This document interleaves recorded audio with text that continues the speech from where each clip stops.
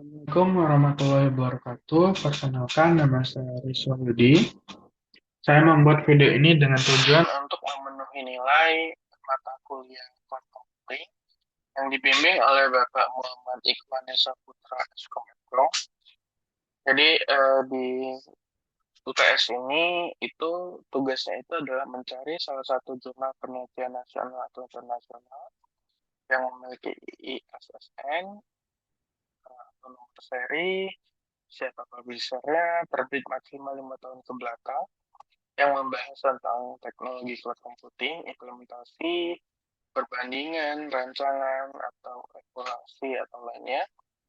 Pelajari isi dari jurnal tersebut, lalu uraikan mengenai nama itu ada latar belakang, atau apa yang menjadi landasan masalah yang menjadi alasan kenapa penelitian penting untuk dilakukan. Kemudian tujuan atau manfaat dilakukan penelitian tersebut. Yang ketiga adalah metode atau langkah-langkah apa yang dilakukan. Kemudian keempat ada teknologi yang diterapkan pada penelitian yang dilakukan. Yang kelima itu adalah hasil, kemudian saran penelitian apa selanjutnya. Dan yang terakhir adalah buat video presentasi singkat yang menjelaskan poin-poin di atas. Nah, jadi ini yang telah saya kerjakan. Untuk judul judul judul dari penelitiannya itu adalah implementasi sistem basis data cloud computing pada sektor pendidikan. Nah, ini dia punya ISSN tahun terbit 2020, artinya masih 4 tahun.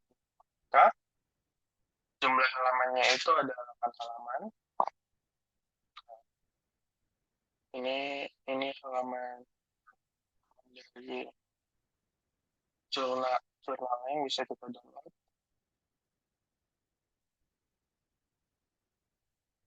Kalau klik PDF akan muncul detail dari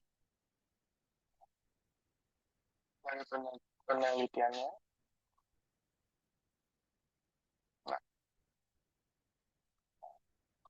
Nah, kemudian kita masuk ke latar belakangnya.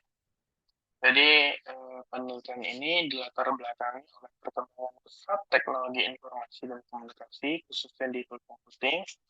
Sektor pendidikan, terutama perguruan tinggi, menghadapi tantangan dalam pengolahan data yang semakin besar dan kompleks. Beberapa masalah utamanya itu, yang pertama ada kebutuhan akan tempat penyimpanan data yang semakin besar. Seiring berjalannya waktu, data yang diolah dan disimpan pada sistem universitas seperti KRS, server, atau web portal terus bertambah, memerlukan kapasitas penyimpanan yang lebih besar. Yang kemudian yang kedua itu ada keamanan. Ada kebutuhan untuk menjamin keamanan data institusi pendidikan, termasuk data pribadi mahasiswa, staf, data akademik yang sensitif. Yang ketiga ada aksesibilitas informasi, diperlukan sistem yang memungkinkan akses mudah ke data dan aplikasi dari mana saja dan kapan saja. Yang keempat ada efisiensi biaya. Lembaga pendidikan perlu solusi yang mengurangi biaya infrastruktur IT tanpa mengorbankan kualitas layanan. Yang keempat itu, yang kelima, yang kelima itu ada keterbatasan sumber daya IT. Banyak institusi pendidikan menghadapi keterbatasan dalam hal sumber daya manusia IT yang terampil untuk mengolah infrastruktur teknologi yang kompleks. Yang keenam, kebutuhan akan sistem yang fleksibel dan scalable. Institusi pendidikan memerlukan sistem yang dapat dengan mudah disesuaikan dan ditingkatkan seiringan dengan pertumbuhan dan perubahan kebutuhan.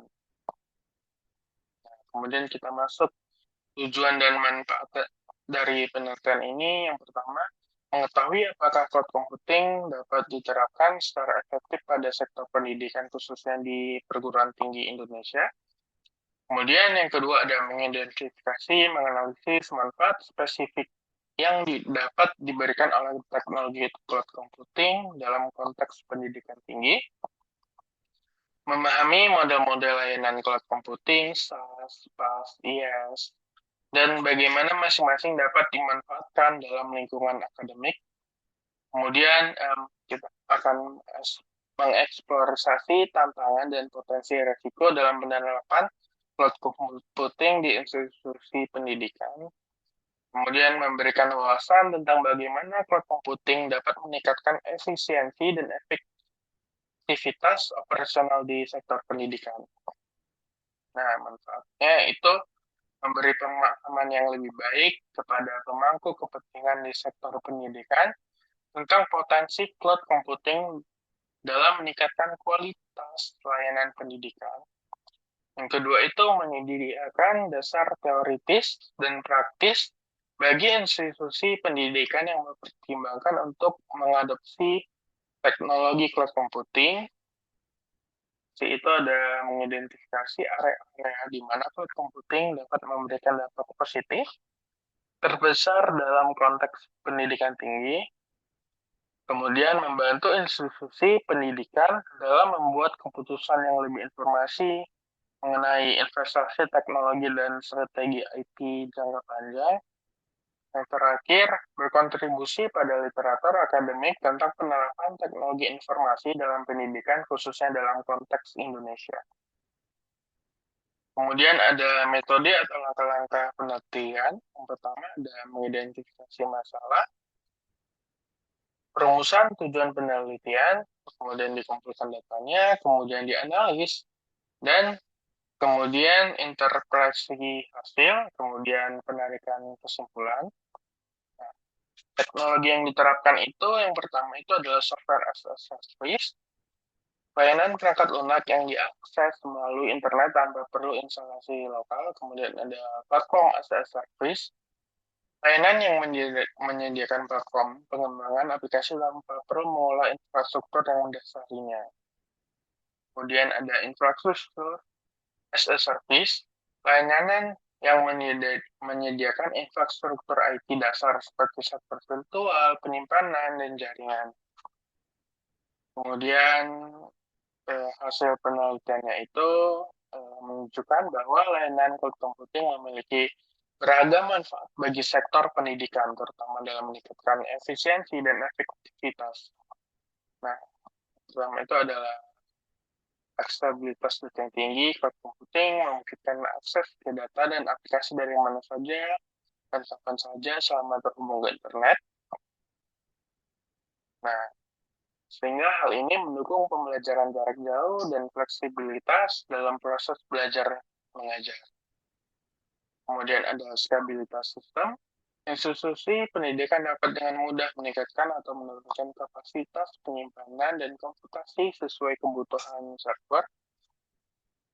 Kemudian ada keamanan data yang lebih baik, karena cloud computing ini umumnya memiliki mekanisme keamanan yang lebih canggih dibanding yang dapat diimplementasi oleh sebagian besar institusi pendidikan secara mandiri. Kemudian jauh menghemat biaya operasional, peningkatan kualitas belajar dan mengajar, efisiensi administrasi, mendukung inovasi, keberlanjutan lingkungan, standarisasi dan konsistensi, pemulihan bencana yang lebih baik. Nah, tantangannya itu, yang pertama itu adalah pada koneksi yang internet yang stabil dan cepat, kekhawatiran tentang privasi dan keamanan data, terutama informasi yang sensitif, potensi vendor login dengan penyedia layanan cloud tertentu, kemudian kebutuhan untuk melatih staf dan mahasiswa dalam penggunaan teknologi baru, masalah kepatuhan terhadap regulasi data dan privasi yang berlaku. Kemudian apa sih saran dari saya, benar-benar apa yang bagus selanjutnya yang bisa dilakukan. Yang pertama itu ada studi kasus implementasi cloud computing di institusi pendidikan Indonesia, melakukan penelitian dalam tentang proses adaptasi, tantangan, dan hasil dari implementasi cloud computing di beberapa perguruan di Indonesia. Kemudian melakukan analisis tantangan dan solusi dalam adopsi cloud computing di sektor pendidikan, meneliti hambatan spesifik yang dihadapi institusi pendidikan Indonesia dalam mengadopsi cloud computing, kemudian pengembangan model keamanan data khusus untuk cloud computing di lingkungan pendidikan, evaluasi dampak penggunaan cloud computing terhadap kinerja akademik dan administrasi di perguruan tinggi.